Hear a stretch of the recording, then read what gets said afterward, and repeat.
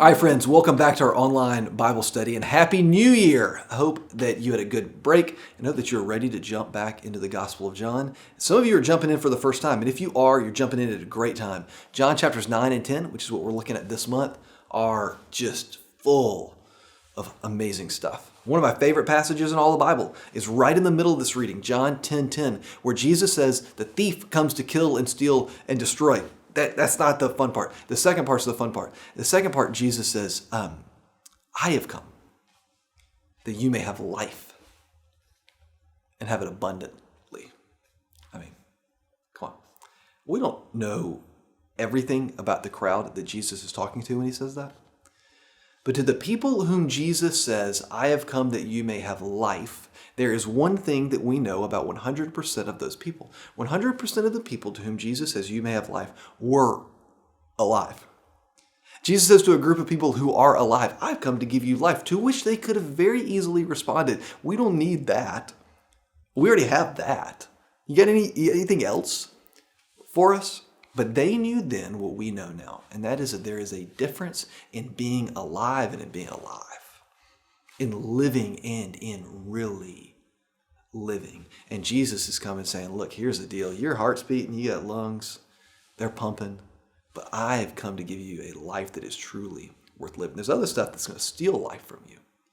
I've come to give you life. I wanted to go ahead and talk about that because we're going to get to that later, because that is at the crux of this part of John. What we're going to be in this week is the beginning of John chapter 9, verses 1 through 12. We're going to read them every single day. I hope that you read them every single day, read them slowly, see new stuff in there. And it is the story of Jesus healing a blind man. Now we get further into John chapter 9, and it reflects on that healing, and it's this long, really, really beautiful story. But this is just the healing. And what I want to make sure that we see today, we're not actually going to read it today. Later this week, we're going to dig into it more. But what I want to make sure that we see today to set this up, I think it's going to help us to experience what Jesus is trying to show us here a little bit more, is that Jesus is often working on two planes. And the Gospel of John writes it in this way. John is working on two planes, where there is the physical, literal, tangible thing that Jesus does. And then there's also the metaphorical aspect that all of us can connect with. Jesus actually healed this guy. I mean, this is a real thing. It happened in a real place. Jesus actually healed this guy. And then Jesus pivots, and we'll see this later on next week.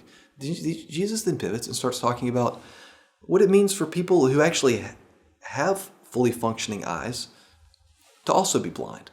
Because just like it's possible to be alive but not really alive, it's possible to have sight but to not really see. And it's possible to have ears, but to not really hear.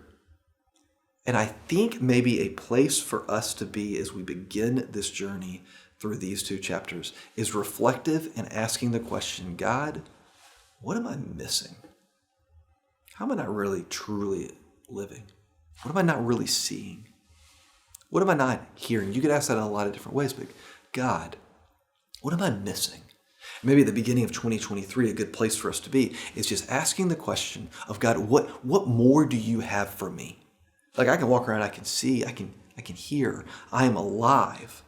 But on the metaphorical plane, I think there's a lot that God still has for us. So let's just be in that place today. Now look, we're going to get to more of kind of the typical Bible study stuff this week, dig in, look at what some of these verses mean. We've got someone who's going to do one of these who is a colleague of ours who hasn't been on these videos before, who's going to bring a unique perspective to this, help you to see this verse more clearly. But for today, I think that's a good way to set it up. What might God be seeking to show you that you can't see clearly yet? So just start with that prayer. God, what am I missing? God bless you, friends. Keep with the reading, and we'll talk again soon.